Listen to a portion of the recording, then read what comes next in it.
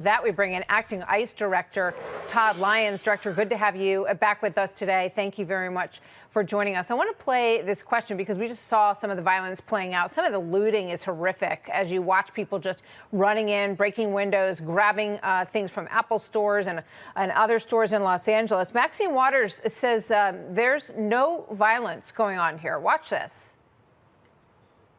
Don't think that somehow, because they called out the National Guard, there was violence. There was no violence. Don't just rely on what you're being told or the few incidents that you saw. Always have to be careful whether you see a burned car, a broken window, or whatever it is.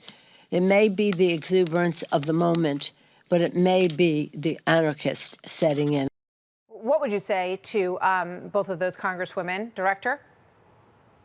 Well, thanks, Martha, first for having me. And what I'd say is I was actually on the ground to see that firsthand and to watch the, devastation and destruction that was going on in Los Angeles. And that wasn't a peaceful protest, right?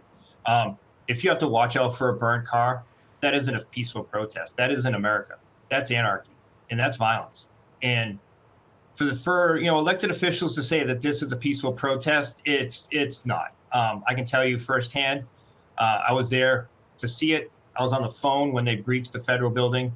To hear that your officers and agents are trapped by a group of 1,000 people, and for my leaders on the ground to tell me they have to hang up because they have to deal with people that just breached our building, that's really concerning, and it's violence. That has no place in America. Obviously, ICE supports the First Amendment. We support free speech. But this isn't peaceful protest. This is anarchy, and this is violence. I thought it was very interesting in Steve Harrigan's reporting to hear from that man who's a business owner in Los Angeles saying, if you don't like it here, you can leave or you can obey the laws of the land. And I think there are a lot of business owners who feel exactly that way. One of the questions that I have for you, Director, is what is the impact on your operations? And secondarily, how will it affect your folks to have Marines and National Guard on the ground? Are they actively carrying out ICE operations today? Yeah, well, first off, Martha, ICE operations haven't stopped. We're doing operations in downtown Los Angeles, inside the county of Los Angeles. We aren't going to be impeded by these individuals that are blocking us from doing our lawful law enforcement mission, which is what ICE is doing. We're doing our lawful law enforcement mission to take public safety threats off the street and those who violate immigrant law. So to your point, we do have DoD assets with us. What they are doing is ensuring that the men and women of ICE, along with our Department of Justice partners, are able to conduct these operations safely, and they are here with us today.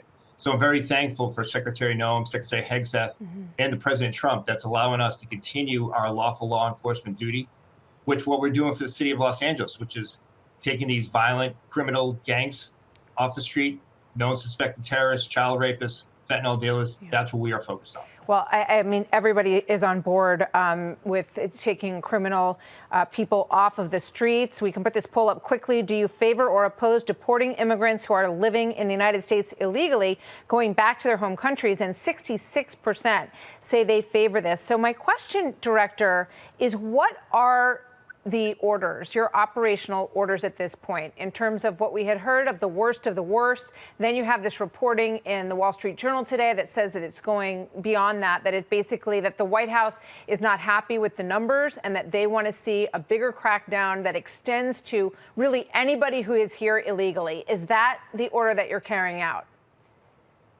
Well, what I can say, Martha, is that the orders we are carrying out is to uphold our law enforcement duties and enforce Immigration and Nationality Act, which is, the federal law enforcement orders of the Immigration Act. So we are enforcing immigration law when we do come across it.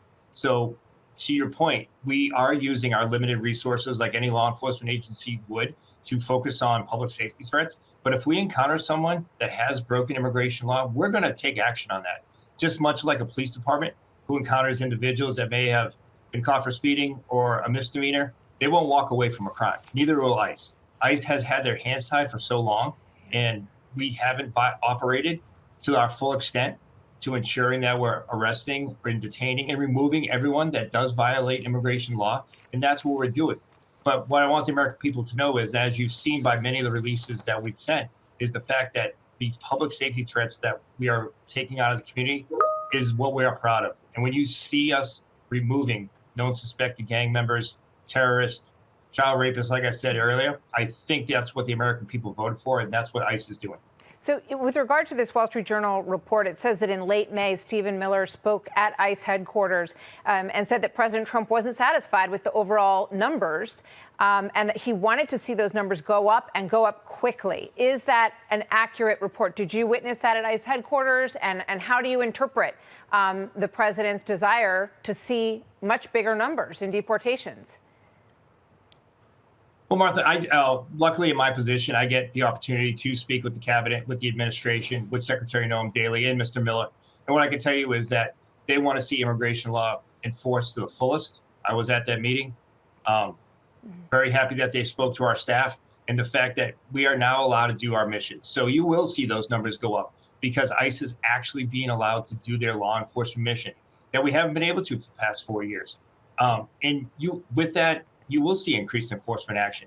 You are going to see more of the ones that I talked about. But as ICE officers have to go into the communities and deal with sanctuary jurisdictions that won't turn these worst of the worst over to us, we are going to encounter those individuals that may be here illegally or at some point has been ordered lawfully by an immigration judge to leave the United States. So ICE isn't going to walk away from those individuals. We are going to do our due duty that we're supposed to do, and we're going to make those arrests. Yeah.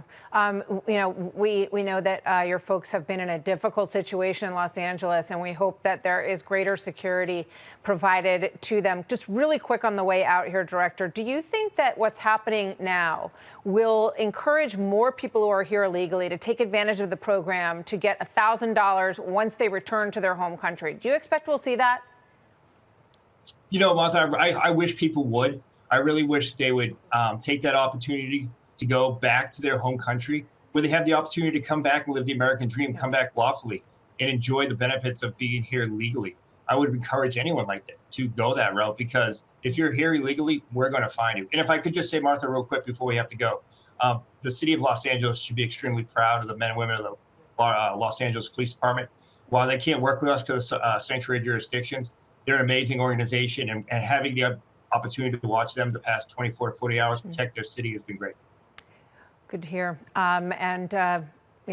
Best of luck to all of law enforcement in this volatile situation. We hope things calm down with the presence that we're seeing on the ground now. Director Lyons, thank you very much. Good to have you here, sir.